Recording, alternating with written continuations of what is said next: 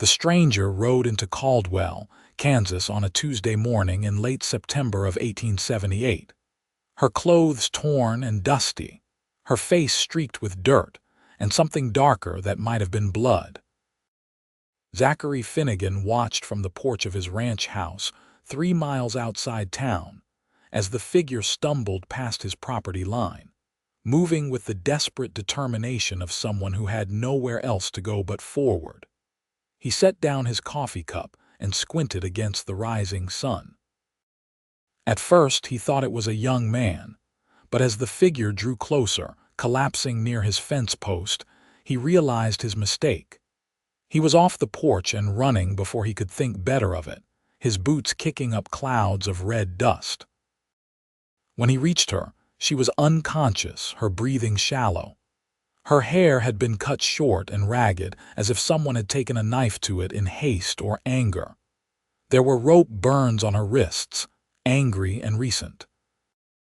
Zachary had lived alone on this ranch for 3 years since his father died, and in all that time, he had not carried another person in his arms.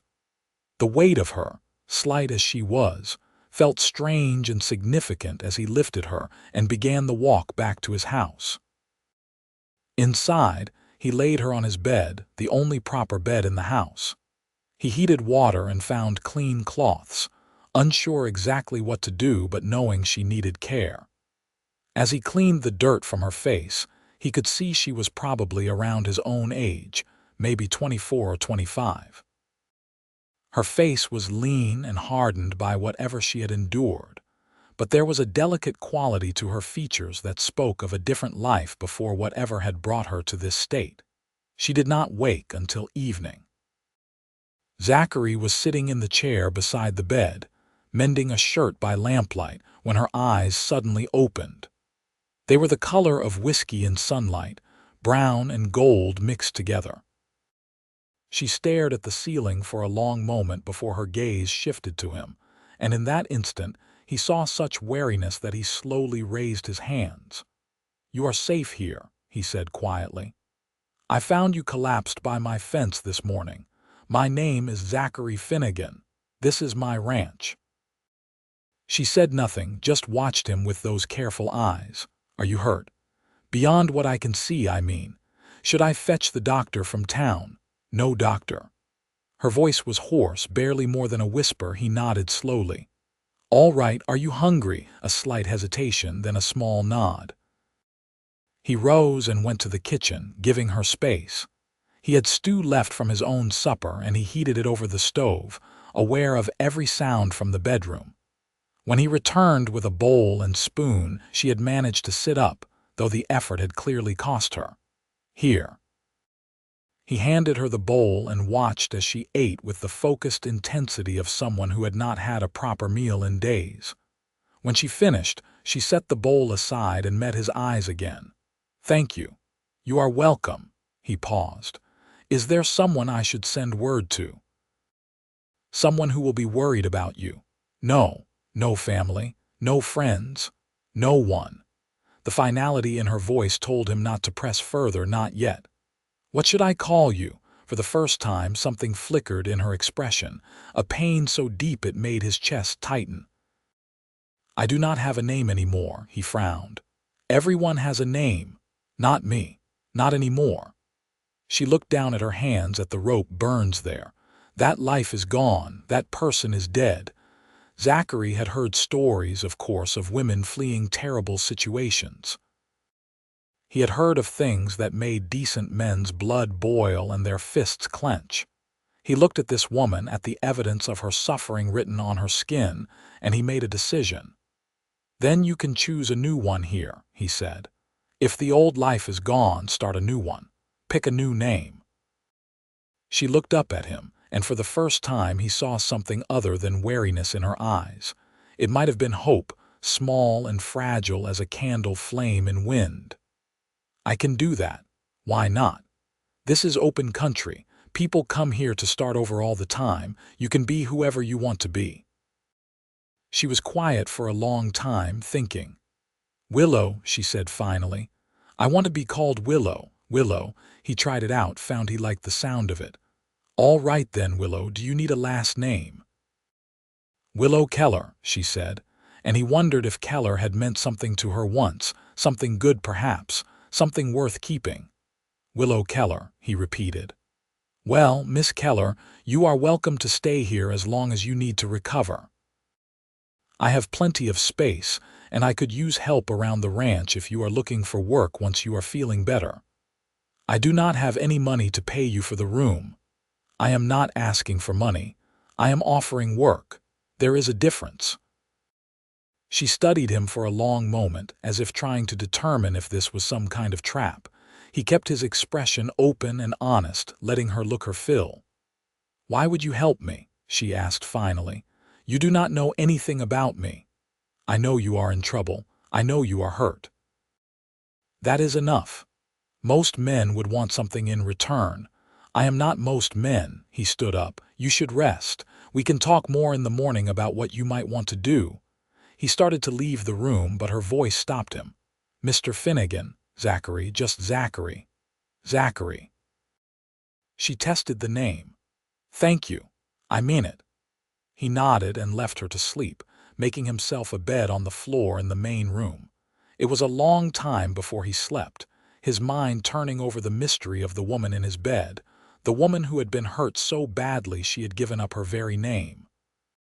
In the morning, he woke to find her already up, standing in the kitchen with obvious uncertainty. She had washed and was wearing one of his shirts, which hung nearly to her knees. Her own clothes, he realized, must have been in terrible condition. I can make breakfast, she offered. If you show me where things are. They worked together in a silence that was not quite comfortable but not hostile either. She moved carefully, and he could see the stiffness in her movements that spoke of injuries beyond the visible ones. As they ate eggs and biscuits at his small table, he decided to be direct. You do not have to tell me what happened to you if you do not want to, but if there is someone looking for you, someone who might bring trouble here, I should know about it. Willow set down her fork. My husband, she said quietly, former husband, I ran from him. Was he the one who hurt you? Yes. Is he likely to come looking? I do not know. Maybe. He does not like losing things he considers his property. The bitterness in her voice was sharp as broken glass. You are not property. I know that now. I did not always know it. Zachary nodded slowly. If he comes here, he will not take you. You have my word on that. She looked at him with those careful eyes. You do not know what you are promising. He is not a good man. I know exactly what I am promising. His voice was firm. No one will hurt you here, not while I am breathing. Something in her expression shifted, softened. Why are you being so kind to me? He considered the question. In truth, he was not entirely sure himself. Perhaps it was because he had been alone too long and had forgotten what it meant to have someone else in his space. Perhaps it was because he had always had a strong sense of justice and hated seeing the innocent suffer. Or perhaps it was something about her specifically, something he could not name yet. My mother always said that kindness costs nothing but means everything, he said finally. She died when I was young, but I remember that, and I suppose I believe it. Willow nodded slowly. She must have been a good woman. She was the best. They fell into a routine over the following days. Willow proved to be a hard worker, insisting on earning her keep despite still recovering from her ordeal. She helped with cooking and cleaning, fed the chickens, tended the small vegetable garden that had gone neglected since Zachary had been managing the ranch alone. He worked the cattle, repaired fences, did all the heavy labor while she did what she could. In the evenings, they would sit on the porch and watch the sun set over the prairie. At first, they barely spoke during these times, but gradually, Willow began to open up. She told him about growing up in Missouri, about how she had married young to a man who seemed charming at first, but revealed his true nature once she was trapped. She did not go into detail about the worst of it, but Zachary could fill in the gaps well enough. The story made his jaw clench and his hands curl into fists, but he kept his anger controlled, not wanting to frighten her. "I tried to leave before," she said one evening about 2 weeks after she had arrived. "3 years ago. He found me and brought me back. It was worse after that. He said if I ever tried again, he would kill me. I believed him." "What changed? Why did you run now?" "He killed a man in front of me, some drifter who had asked me for water. He accused me of encouraging the man's attention, even though all I did was give him a cup of water. He beat the man to death right there in our yard." Her voice was flat, emotionless, as if the only way she could tell the story was by removing herself from it. "I knew that if I stayed, eventually it would be me. So I waited until he passed out drunk, took his horse and rode as hard and as fast as I could. The horse went lame 2 days ago, and I have been walking since then." "From Missouri? You walked from Missouri?" "No, we were living in the Oklahoma Territory, near the border. It was still a long walk." "Jesus." Zachary shook his head. "You are one of the strongest people I have ever met." She looked at him in surprise. "Strong? I am a coward who ran away." "There is nothing cowardly about saving your own life. It takes strength to leave to start over." She did not respond, but he saw her throat work as she swallowed hard. As the days turned into weeks, Zachary found himself increasingly aware of Willow in ways that had nothing to do with her past or her suffering. He noticed the way the morning light caught in her hair, which was starting to grow out from its ragged cut. He noticed how her face had filled out a bit now that she was eating regularly, how the shadows had begun to fade from under her eyes. He noticed her smile, rare but genuine, when one of the chickens did something amusing or when the garden yielded a particularly nice tomato. He was falling in love with her. He realized one evening as he watched her hang laundry in the golden light of sunset. The realization should have frightened him, but instead it felt right, natural, like something that had been inevitable from the moment he found her collapsed by his fence. But he also knew he could not tell her. Not yet. Maybe not ever. She had been hurt too badly, had suffered too much at the hands of a man who claimed to love her. The last thing she needed was another man making demands on her emotions or her freedom. So he kept his feelings to himself and focused on being what she needed. A friend, a safe harbor, a place to heal. October came, bringing cooler nights and the first hints of the winter to come. Willow had taken over most of the household tasks and had proven to be an excellent cook, far better than Zachary with his limited repertoire. The ranch felt different now, warmer somehow, more like a home than it had since his father died. One afternoon, Zachary rode into Caldwell for supplies. He did not make the trip often, preferring to keep to himself, but they needed flour and sugar and various other staples. Willow had asked to come with him, but he had gently discouraged it, worried about her being seen. She had reluctantly agreed to stay behind. The general store was busy when he arrived, full of ranchers and their wives stocking up for winter. Zachary gathered his supplies and was waiting in line to pay when he heard a voice behind him that made his blood run cold. "Excuse me, friend. I am looking for someone. A woman." Dark hair, brown eyes, about this tall. The man held his hand up to indicate height. "She might have come through here a few weeks back, would have been alone, probably looked rough." Zachary turned slowly. The man who had spoken was tall and broad, with a face that might have been handsome if not for the cruelty in his eyes and the hard set of his mouth. He was well dressed for a rancher, with a gun belt slung low on his hips. "What do you want with her?" Zachary asked carefully. The man smiled, showing too many teeth. "She is my wife. Ran off from home a while back. I have been searching for her. You know how women are, emotional creatures. She got upset over a misunderstanding and left without thinking it through. I just want to bring her home where she belongs." Every word was like oil, smooth and slick and false. Zachary could see right through him. "Have not seen anyone matching that description," he said evenly. The man studied him for a moment, and Zachary met his gaze without flinching. "You are sure? Maybe you saw her and did not think anything of it. She might have been dressed like a man or in bad shape. I am sure. This is not a big town. A woman alone would have been noticed." "Hum."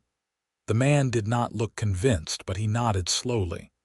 "Well, if you do see her, there is a reward. $500 to anyone who can tell me where she is." He pulled out a piece of paper and handed it to Zachary. "Name is Marcus Keller. I am staying at the hotel for a few days while I search. Keller, Willow's last name." Zachary's stomach dropped, but he kept his face neutral as he took the paper and folded it without looking at it. "I will keep an eye out," he lied. Marcus Keller nodded and moved on to the next person, asking the same questions. Zachary paid for his supplies as quickly as he could and got out of there, his heart pounding. He rode hard back to the ranch, his mind racing. Willow was hanging herbs to dry in the kitchen when he burst through the door. She took one look at his face and went pale.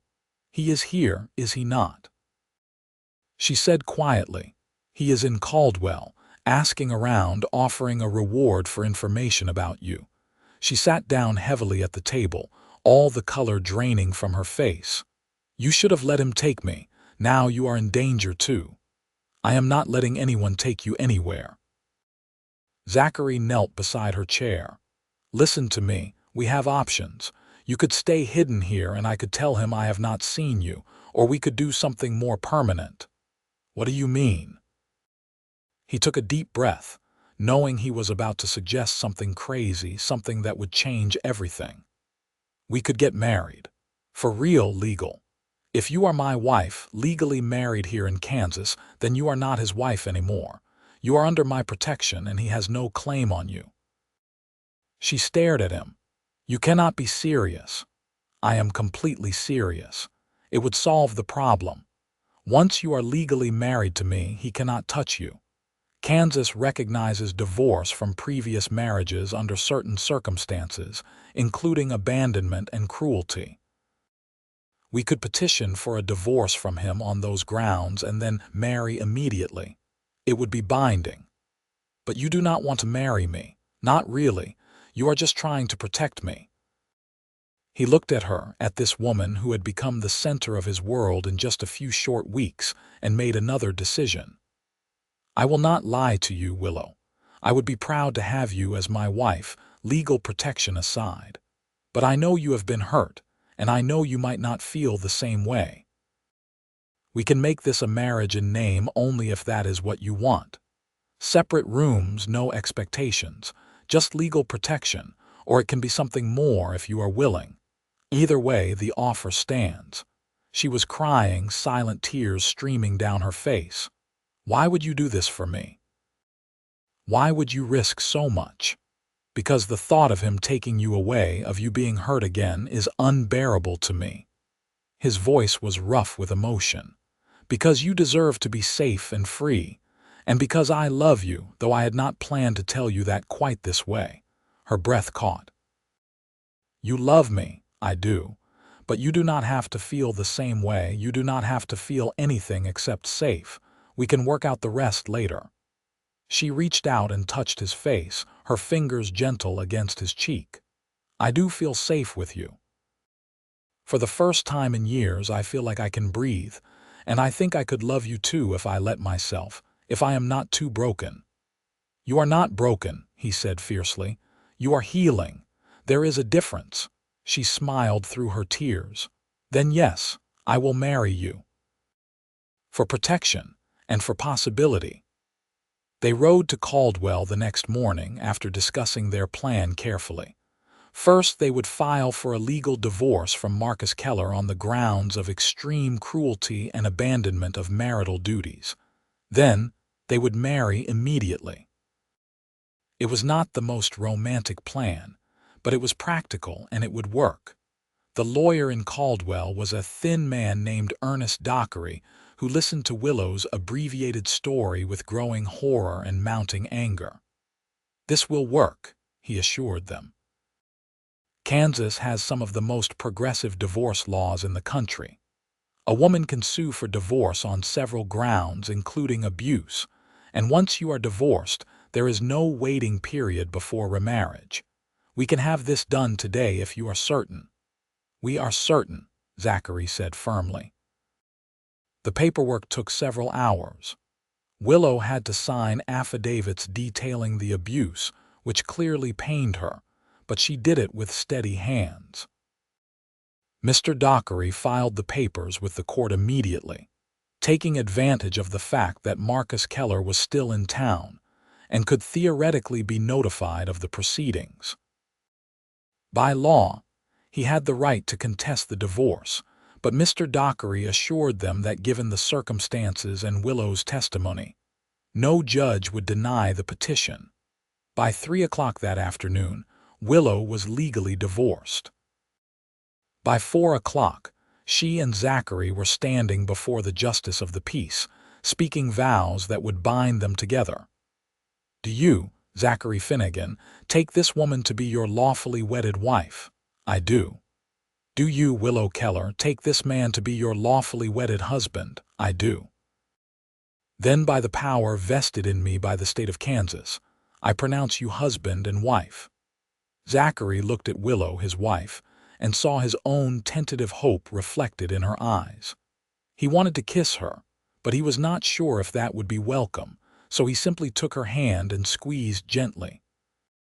She squeezed back. They were leaving the courthouse when Marcus Keller stepped into their path. "Well, well," he said, his voice cold. "I had a feeling you were lying to me yesterday, friend." Zachary stepped slightly in front of Willow. "She is not your concern anymore. The hell she is not." "She is my wife." "Actually, she is not." Mr. Zachary appeared beside them, looking remarkably calm for a man confronting an angry husband. "Mrs. Finnegan was granted a divorce from you this afternoon on grounds of extreme cruelty. She is legally married to Mr. Finnegan now. You have no claim on her whatsoever." Marcus's face went dark red. "That is not legal.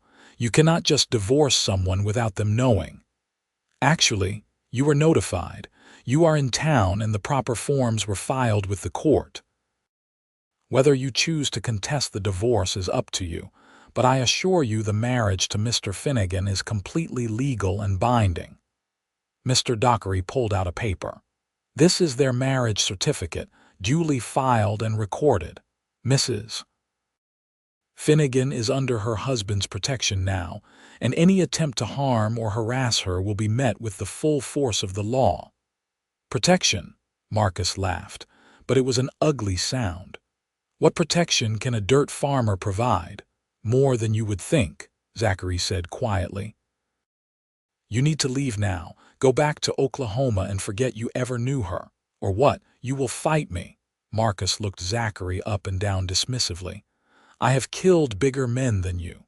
"I do not doubt it, but the difference is I will not fight you alone." Zachary gestured, and for the first time, Marcus seemed to notice the small crowd that had gathered. The sheriff was there, hand resting casually on his gun. Several of the men from the general store were there too, watching with hard eyes. Whatever else Caldwell might be, it was a community, and they took care of their own. "This woman's story has spread fast," the sheriff said mildly. "We do not take kindly to men who beat women around here. I suggest you move along before I find a reason to lock you up." Marcus looked around at the hostile faces and seemed to realize he was outnumbered. But as his eyes landed on Willow, the hatred there was so intense that Zachary felt her flinch behind him. "This is not over," Marcus said softly. "She is mine. She will always be mine." "Actually, she belongs to herself," Willow said, stepping out from behind Zachary. Her voice shook but held firm. "And she chooses to be here, with him. You have no power over me anymore." For a moment, Marcus looked like he might lunge at her, law and witnesses be damned. But the sheriff stepped forward, hand now gripping his gun, and Marcus checked himself. "You will regret this," he said to Willow. "Both of you." Then he turned and walked away, his boots heavy on the wooden sidewalk. They watched until he disappeared into the hotel, and even then, Zachary did not relax. "He will not give up that easily," he said to the sheriff. "Probably not. But legally, he has no leg to stand on. If he tries anything, you let me know immediately. In the meantime, I would suggest being careful when you are in town." Zachary nodded.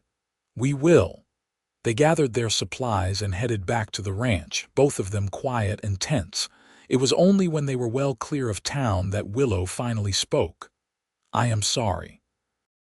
I have brought so much trouble into your life." "You have brought nothing but good," Zachary said firmly, "and trouble I can handle." That night, Zachary offered to sleep in the main room again, giving Willow the bedroom, but she surprised him by shaking her head. "We are married now," she said quietly. "Really married, and I do not want to be alone tonight. Are you sure?" "I am sure. I trust you." Those 3 words meant more to him than almost anything else she could have said.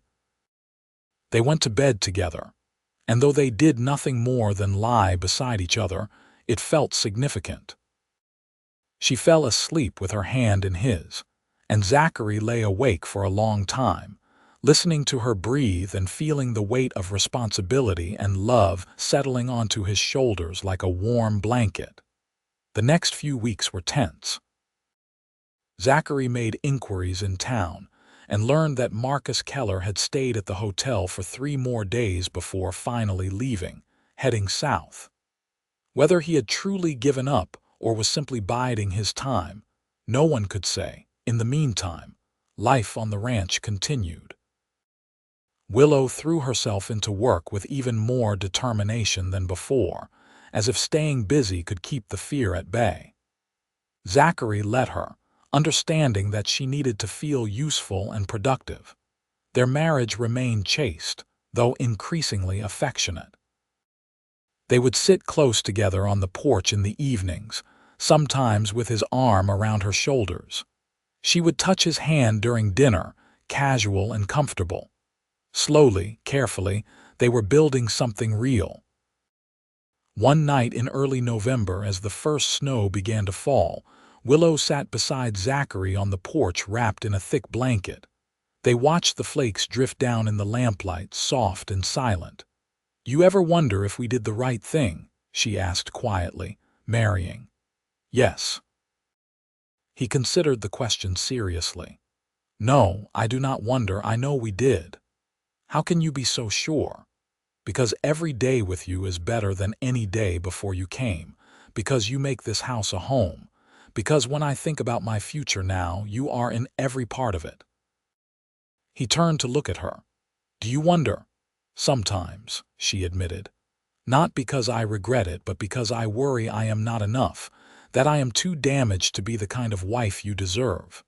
You are exactly the wife I want, not in spite of what you have been through, but including it.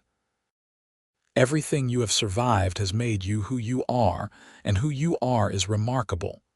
She leaned her head on his shoulder. "I am falling in love with you," she whispered. "I think I have been for a while, but I was afraid to admit it. Afraid it was not real, or that I was confusing safety with love. And now I know it is real. I love you, Zachary Finnegan, completely and truly." He turned and cupped her face in his hands, looking into her eyes. "May I kiss you, please?" Their first kiss was gentle, tentative, full of promise rather than passion.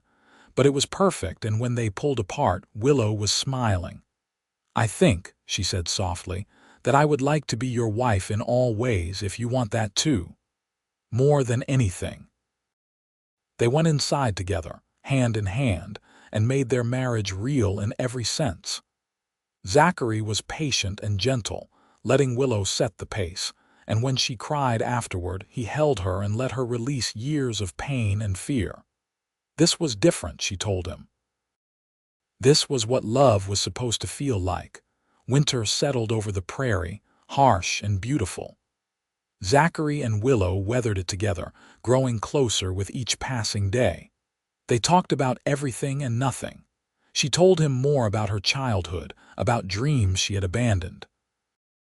He told her about his parents, about the loneliness that had defined his life before she came. Christmas came, and they celebrated quietly, just the two of them. Zachary had gone to town in secret and bought Willow a beautiful blue dress, the first new thing she had owned in years. She had used what little money she had to buy him a new hat, though he insisted she should have spent it on herself. They gave each other their gifts by the light of the fire, and the joy on her face made his heart ache in the best way. "I have something else for you," she said shyly. "I made it myself, so it is not fancy or anything." She handed him a package wrapped in brown paper. Inside was a quilt, pieced together from scraps of fabric. The stitching was careful and precise, and in one corner she had embroidered their initials intertwined. "It is perfect," he said, running his hand over the soft fabric. "You made this for me, for us, for our bed." That night they made love under the quilt she had made, and Zachary thought he had never been happier in his entire life. January brought trouble. Zachary had gone out to check on the cattle, leaving Willow at home alone. It was something he had done dozens of times without worry, but when he returned in the late afternoon, he knew immediately something was wrong. The front door was standing open, and Willow was not anywhere to be seen. "Willow," he called, his voice sharp with sudden fear. No answer. He drew the rifle from his saddle and entered the house carefully. Inside there were signs of a struggle. A chair was overturned and there was a plate smashed on the floor. His heart hammering, he ran back outside and began searching the property. He found her in the barn, bound and gagged, her face bruised. Marcus Keller stood over her with a gun in his hand. "There you are," Marcus said pleasantly. "I was wondering how long you would take to notice she was missing." Zachary raised his rifle, aiming it directly at Marcus's chest. "Let her go." "Or what? You will shoot me." "I do not think so. You are not a killer farm boy. I can see it in your eyes. You do not know what I am capable of." "Sure I do. You are the kind of man who plays by the rules, who thinks the law will protect you. But out here, the law is just words on paper. Real power comes from being willing to do what others will not." "Is that what you tell yourself, to justify being a monster?" Marcus's expression darkened. "Careful now. You are in no position to insult me. I am in a perfect position. I have a rifle aimed at your heart and you have hurt someone I love. That seems pretty clear to me. If you shoot me, you will hang for murder. Self-defense. You broke into my home and attacked my wife. I think any judge will see it my way." For the first time, Marcus looked uncertain. Zachary took a step forward. "Here is what is going to happen. You are going to put down that gun and untie my wife. Then you are going to get on your horse and ride away from here. If I ever see you again, if I ever hear that you have come within 100 miles of this place, I will kill you. Not because I am a violent man, but because I protect what is mine." "She is not yours," Marcus snarled. "She is mine. She is her own person, and she has chosen me. Accept it and move on." "I will never accept it. Then you will die here today. Your choice." They stood there, locked in a stalemate for what felt like an eternity. Willow's eyes were wide and frightened, but she was watching Zachary, not Marcus, and there was trust there. Belief that he would save her. Finally, Marcus lowered his gun. "Fine," he spat. "Keep the worthless woman. She was not worth the trouble anyway." He moved toward the barn door, but as he passed Zachary, he suddenly spun and raised his gun again. Zachary's rifle went off almost of its own accord, a thunderous crack in the enclosed space. Marcus fell, blood blooming across his chest. Zachary stood there, frozen in shock, as Marcus Keller took his last breath and went still. He had killed a man. The reality of it hit him like a physical blow. Then Willow made a muffled sound behind her gag, and he snapped back to himself. He set down the rifle and went to her, untying her hands and pulling the gag from her mouth. She threw her arms around him and sobbed into his shoulder. "I am sorry," she kept saying. "I am so sorry. He came while you were gone, and he broke the door, and I could not fight him off. Shh, it is all right. You are safe now. It is over. You killed him. I had no choice. He was going to shoot me." She pulled back and looked at him, her eyes red and swollen. "Are you all right?" Was he all right? He had just taken a man's life. But looking at Willow, at the bruises on her face and the rope burns fresh on her wrists again, he found he could not regret what he had done. "I am all right," he said. "Are you?" She nodded. "I am now." They rode to Caldwell together, leaving Marcus Keller's body in the barn. The sheriff listened to their story, examined the evidence, and ruled it a clear case of self-defense. "You did what you had to do," the sheriff told Zachary. "That man made his own choices, and he paid for them. You and your wife go on home and put this behind you." But putting it behind them was not so easy. Zachary had nightmares for weeks, waking in a cold sweat with the sound of the rifle shot echoing in his ears. Willow would hold him during those nights, soothing him the way he had once soothed her. They healed each other slowly, patiently. Spring came, bringing new life to the prairie. The grass turned green, wildflowers bloomed in brilliant splashes of color, and the ranch thrived under their combined care. Zachary took on 2 hired hands to help with the cattle, and Willow expanded her garden, selling vegetables in town for extra income. One evening in May, Willow had news. "I think I am with child," she said quietly as they sat on the porch watching the sunset. Zachary's heart seemed to stop and then start again at double speed. "You think?" "I am almost certain. All the signs are there." He pulled her into his arms, overcome with emotion. "We are going to have a baby. Are you happy about it?" "Happy? I am overjoyed. Are you?" She smiled against his chest. "Yes, terrified but happy. I never thought I would have children. With Marcus I prayed I would not, but with you it feels right. It feels like a gift." The pregnancy progressed smoothly. Willow bloomed, her face taking on a special glow. Zachary treated her like spun glass, until she finally told him to stop being ridiculous and let her keep working. They compromised, with him doing the heavier chores while she handled the lighter tasks. In late December, as snow fell thick and white over the prairie, Willow went into labor. The midwife from Caldwell had come to stay with them the week before, knowing the time was near. Zachary paced the main room while Willow labored in the bedroom, feeling utterly useless. Finally, after hours that felt like days, he heard the thin, angry cry of a newborn. The midwife emerged, smiling. "You have a son, Mr. Finnegan, a healthy, strong boy, and your wife did beautifully." Zachary rushed into the bedroom. Willow was propped up in bed, exhausted but radiant, holding a tiny bundle wrapped in blankets. She looked up at him with tears streaming down her face. "Look," she whispered. "Look what we made." He sat beside her and looked down at his son, at the tiny perfect face and the small hands that waved in the air. Love, fierce and overwhelming, crashed over him. "He is perfect," Zachary breathed. "What should we name him?" They had discussed names but had not settled on one. Now, looking at her son, Willow smiled. "James," she said. "James Finnegan, after your father." Zachary's throat tightened. "Are you sure?" "I am sure. Your father would have loved him. This way part of him lives on." Life with an infant was chaotic and exhausting and absolutely wonderful. James was a good baby, healthy and strong as promised. He had his mother's eyes and his father's determined chin.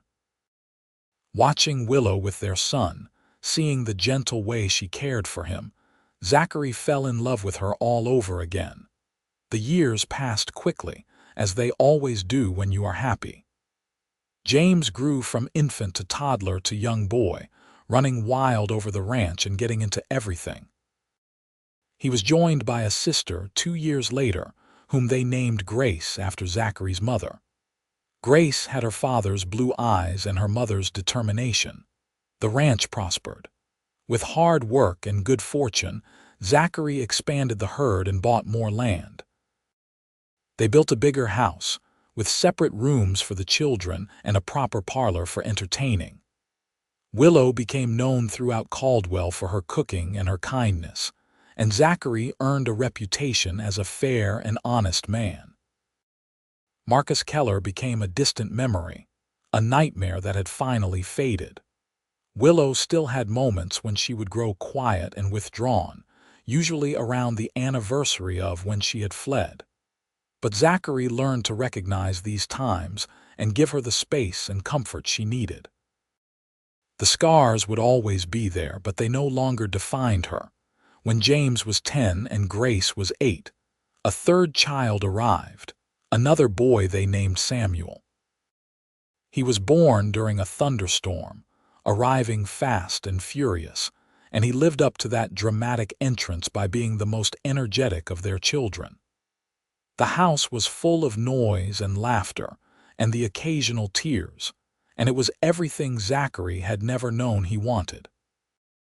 One evening, when Samuel was about 3, the family gathered on the porch after supper. It had become tradition to end each day this way, watching the sun set over the land they had built together. The children played in the yard while Zachary and Willow sat close together on the porch swing he had built for their 10th anniversary. "You remember the day we met?" Willow asked softly. "I remember everything about that day. You were collapsed by my fence, barely breathing. I thought you might die before I could get you inside." "I thought I was dying," she admitted. "I thought I had finally pushed too far and my body was giving up. Then I woke up and you were there, this stranger who had no reason to help me but did anyway. Best decision I ever made." She smiled and leaned her head on his shoulder. "Do you remember what you told me that first night? When I said I had no name, I said you could choose a new one here. You gave me more than a new name. You gave me a new life, a new self. I am not the same person I was when I stumbled onto your land. That woman was broken and afraid. This woman, the one I am now, is strong and loved." "You were always strong," Zachary corrected gently. "You just needed time to remember it." They watched their children play, these miracles they had created together. James was helping Samuel build something with sticks while Grace picked flowers and wove them into chains. The sky was painted in shades of orange and pink and purple, and somewhere in the distance, a bird sang its evening song. "I love you," Willow said. "I do not say it enough, but I do. I love you more than I can express. I know, and I love you, always have, always will." She turned to kiss him, slow and sweet, a kiss that still held all the promise of their first kiss, but now carried the depth of years lived together. "Mama, Papa, look," Grace called. "I made a crown out of flowers." They pulled apart and watched as Grace ran toward them, her flower crown slightly lopsided but beautiful in her eyes. Willow lifted her onto her lap and admired the crown properly while Zachary called to the boys to come see. As the last light faded from the sky and stars began to appear, Zachary looked around at his family, his wife, his children, his home. He thought about the lonely man he had been before Willow came into his life, and he could barely recognize that person. "What are you thinking?" Willow asked, reading his expression the way she always could. "I am thinking that I am the luckiest man alive. Even with all we have been through, all the hard times, especially because of all we have been through.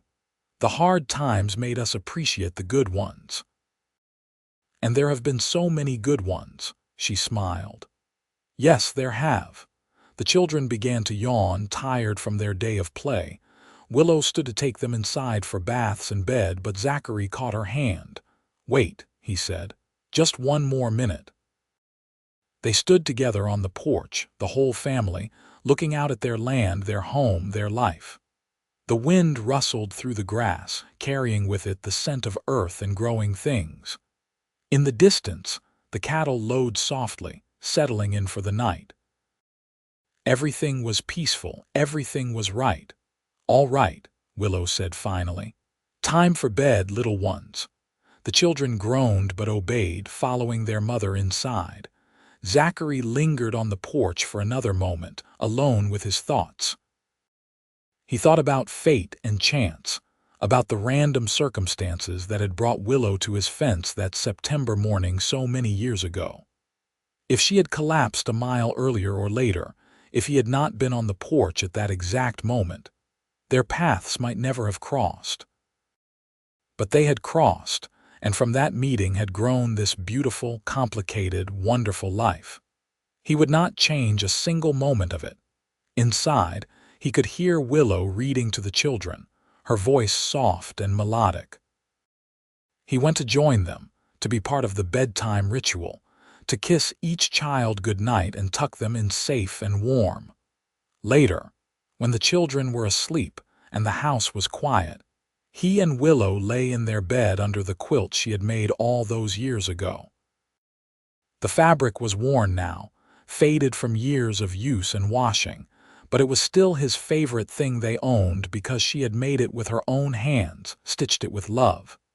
"Tell me something," Willow said in the darkness. "If you could go back, knowing everything that would happen, all the fear and the pain and the struggle, would you still help me that day?" "Without hesitation," he said immediately. "Every single time I would help you, because all of this, everything we have built, it was worth any price." "Even killing a man," he was quiet for a moment. "Yes, even that. I wish it had not been necessary, and I will carry it with me always. But if it meant keeping you safe, if it meant we got to have this life together, then yes, it was worth it." She was quiet for a long moment, and he worried he had said the wrong thing. But then she snuggled closer to him, her head on his chest. "I love you so much," she whispered. "Sometimes I wonder how my heart holds it all. I know exactly what you mean."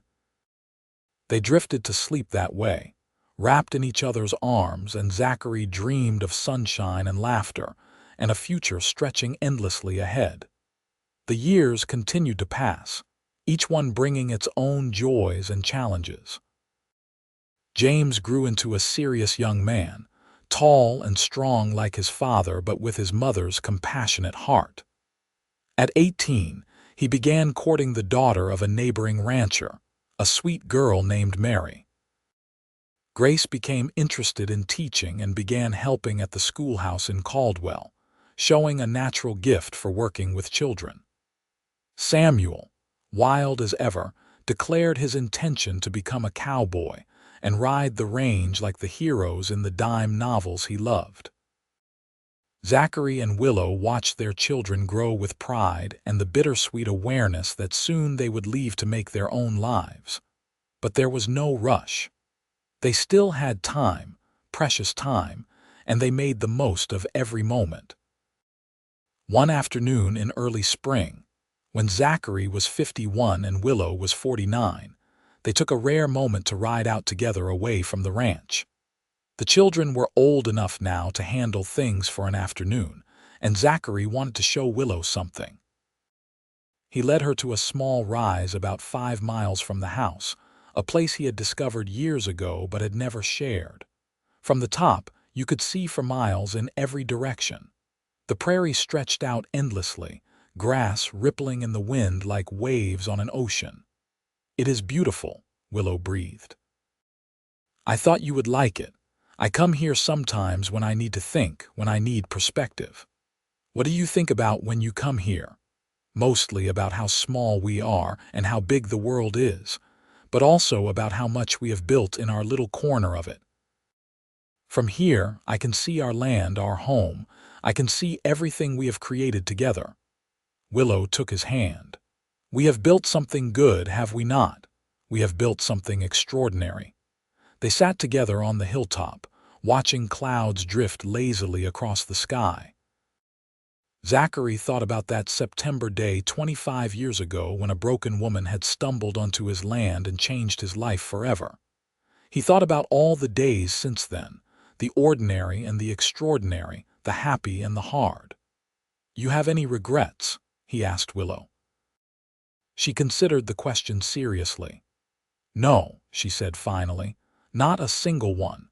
Everything I went through before I met you, as terrible as it was, led me here.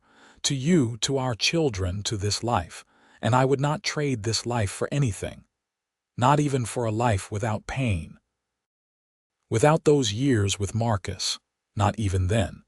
Because that woman, the one who survived all that, she became me, and I like who I am now. I am proud of the strength I found. I am grateful for the capacity to love I discovered. None of that would exist without the journey to get here." Zachary pulled her close. "You are the wisest person I know." "I learned from the best," she said with a smile.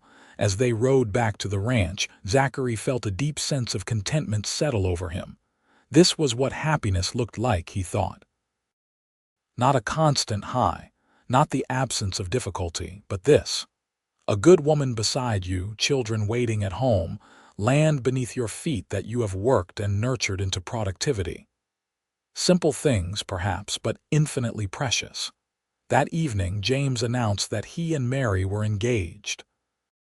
The family celebrated with a special dinner, and as Zachary watched his son's happy face, he felt the circle of life continuing. His son had found what he had found, a partner to build a life with. The wedding took place in June, a beautiful ceremony in the church in Caldwell. Mary was lovely in a white dress, and James could not stop smiling. Zachary and Willow stood together, their younger children beside them, and watched their eldest child begin his own adventure. "Remember our wedding," Willow whispered to Zachary during the reception. "Every detail," he whispered back. "Courthouse ceremony, legal paperwork, fear of Marcus finding us. Not very romantic. I thought it was perfect," she smiled. "So did I, actually. It was ours, and that made it special." A year later, Grace left for Teachers College in Topeka.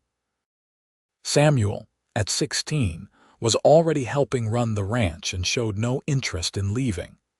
He was a natural with cattle and horses, and Zachary knew the ranch would be in good hands when he was too old to manage it himself. Grandchildren began to arrive. James and Mary had a daughter first, then twin boys. Each birth was a celebration, a continuation of the family legacy. Zachary loved being a grandfather, loved the way the little ones would run to him with their problems and their triumphs. Willow was equally delighted, often having one or more grandchildren stay at the ranch for visits. Time moved on, steady and sure. Zachary's hair went completely gray, then white. Willow developed laugh lines around her eyes and mouth, marks of a life lived with joy. They slowed down, as people do, but they remained active and involved in the ranch and the lives of their children and grandchildren. On their 30th anniversary, the whole family gathered at the ranch for a celebration. All 3 children were there with their families. James and Mary with their 3 children, Grace with her husband Thomas and their 2 sons, Samuel with his new wife Elizabeth. The house was full of noise and laughter and love. After dinner, Zachary stood to make a toast. 30 years ago, he said, his voice carrying across the crowded room, a woman stumbled onto my land. She was hurt and frightened and had lost everything, including her name. I gave her shelter and told her she could start over here, choose a new name, build a new life. He looked at Willow, at his wife, his partner, the love of his life. What I did not know then was that she was not the only one starting over. I was lonely, going through the motions of living without really feeling alive. She changed all that. She brought light and warmth and love into my life. Together, we built this family, this legacy. Every person in this room exists because she had the courage to run, and because I had the wisdom to help her. I am grateful every single day for that September morning when our paths crossed." He raised his glass. "To Willow, my wife, my love, my life. Thank you for choosing me." "To Willow," the family chorused, raising their own glasses. Willow was crying, happy tears streaming down her face. When the toast was done and people had returned to their conversations, she came to Zachary and wrapped her arms around him. "Thank you," she said, "for everything, for 30 years of love and support, for giving me a life I never dreamed I could have." "Thank you for staying," he replied, "for choosing to build this life with me, for making every day an adventure." They kissed, and their grandchildren made exaggerated sounds of disgust while their children smiled indulgently. Later, after everyone had gone to bed, Zachary and Willow sat on the porch swing, wrapped in blankets against the cool night air. "Tell me what you see when you look at our life," Willow said. "I see a ranch built with hard work and love. I see children who have grown into good adults, making their own way in the world. I see grandchildren who will carry our legacy forward. I see 3 decades of memories, good and bad, but mostly good. And I see you still beautiful, still strong, still the best thing that ever happened to me." "I see the same things," she said softly, "plus something else. I see redemption. I see proof that no matter how dark life gets, there is always hope for something better. I see evidence that love really does heal all wounds, given time and patience. You are not that frightened woman anymore. No, thanks to you I became someone better, someone whole." They rocked gently on the swing, comfortable in the silence that had grown between them over the years. A silence born not of having nothing to say, but of being so deeply connected that words were not always necessary. As the years passed beyond that night, Zachary and Willow continued to be the heart of their growing family. More grandchildren arrived, and eventually great-grandchildren. The ranch, which had started as just Zachary's father's modest holding, had grown into one of the most successful in the region. But more important than the material success was the love that filled every corner of it. When Zachary was 68, he fell ill with pneumonia during a particularly harsh winter. For a while, it seemed he might not recover. Willow never left his side, sleeping in a chair next to his bed, coaxing him to eat, reading to him, reminding him of all the reasons he had to fight. "You cannot leave me yet," she told him one night when he was at his worst. "We still have more living to do, more grandchildren to meet, more sunsets to watch, more years to love each other. You promised me forever, Zachary Finnegan, and I am holding you to that." Whether it was her words, her care, or simple, stubborn determination, Zachary recovered. It took months to regain his full strength, but eventually he was back on his feet and back to work, though at a slower pace than before. "You saved my life," he told Willow. "Again. You seem to make a habit of it." "I think we have saved each other more times than we can count," she replied. "That is what partners do." They celebrated their 40th anniversary surrounded by family, a massive gathering that included children, grandchildren, and great-grandchildren. Looking around at all the faces, at all the life that had sprung from their union, Zachary felt overwhelmed with gratitude. "We did good," Willow said, reading his thoughts as she always did. "We did better than good. We created something that will last long after we are gone." As they moved into their 70s, they finally began to truly slow down. Samuel had taken over the day-to-day running of the ranch, and while Zachary still helped where he could, he was content to let his son handle the heavy lifting. He and Willow spent their days in each other's company, taking slow walks around the property, tending Willow's ever-expanding garden, playing with whichever grandchildren or great-grandchildren happened to be visiting. One afternoon, When Zachary was 76 and Willow was 74, they walked out to the fence where he had found her 48 years earlier. They had done this occasionally over the years, a kind of pilgrimage to the spot where their story began. "I think about her sometimes," Willow said, touching the weathered fence post. "That woman I was, the one who fell here, certain she was dying, certain she had nothing left to live for. What do you think about her? I think she was braver than she knew.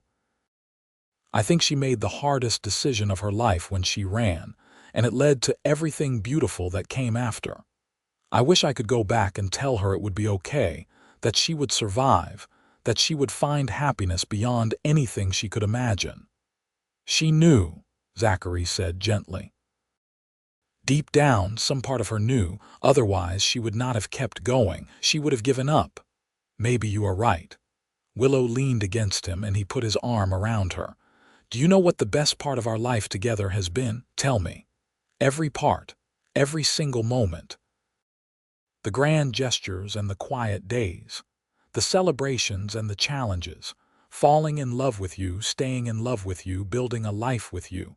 All of it has been the best part. I feel the same way."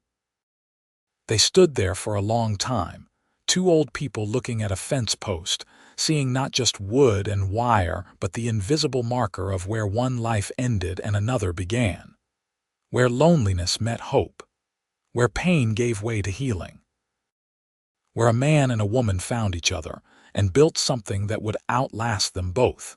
Zachary Finnegan and Willow Keller Finnegan lived many more years together. They saw their great-grandchildren grow and begin having children of their own. They celebrated anniversaries and birthdays and holidays. They continued to sit on their porch every evening, watching the sun set over the land they loved. When Willow was 81, she died peacefully in her sleep, with Zachary beside her. He held her hand as she took her last breath, and though his heart broke, he was grateful she had gone peacefully, without pain, surrounded by love. At her funeral, he spoke about their life together, about the frightened woman who had stumbled onto his land and became the strongest person he knew. He talked about love and healing and the courage it takes to start over. He said that she had given him everything that mattered, and he was grateful for every single day they had shared. Zachary lived for 2 more years after Willow's death. He remained on the ranch, surrounded by family, but everyone could see that part of him had gone with her. On a cool September evening, exactly 53 years after the day he had found Willow collapsed by his fence, Zachary went to sit on the porch swing one last time. He watched the sun set, painting the sky in brilliant shades of orange and pink and purple, and he thought about his wife, his love, his life. "I will see you soon," he whispered to the wind and closed his eyes for the last time. They buried him next to Willow under a large oak tree on a hill overlooking the ranch. The headstones were simple, bearing their names and dates, but also an inscription that Samuel had chosen. Together they built a life from nothing but love and determination. Their legacy lives on in all of us. Years after both were gone, the ranch remained in the family, passed down through generations. The story of Zachary and Willow became family legend, told and retold to each new generation of children.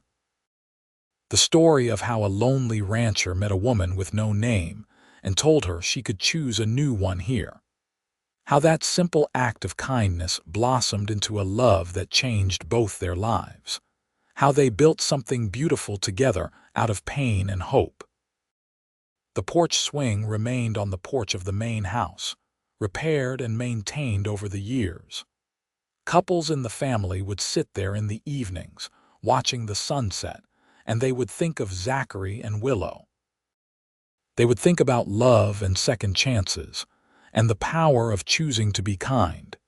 In the end, it was not the acres or the cattle or the material success that defined Zachary and Willow's life.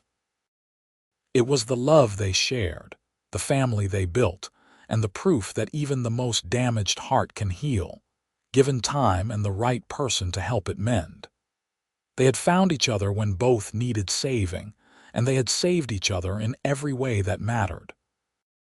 Their story became part of the land itself, whispered by the wind through the grass, carried in the sunset light, alive in every generation that came after. A reminder that sometimes the greatest adventure begins with the simplest act of compassion, and that love, real love, can transform everything.